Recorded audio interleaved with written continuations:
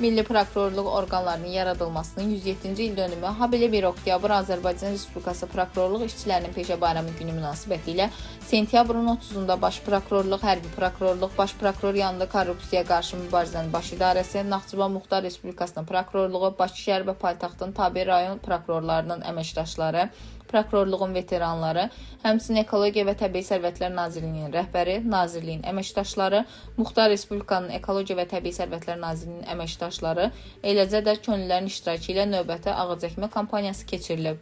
Tədbir çərçivəsində Abşeron yarımadası və Naxçıvan Muxtar Respublikasında torpaq iqlim şəraitinə uyğun ümumilikdə 1500-dən çox zeytun və eldaşlama ağacları əkilib.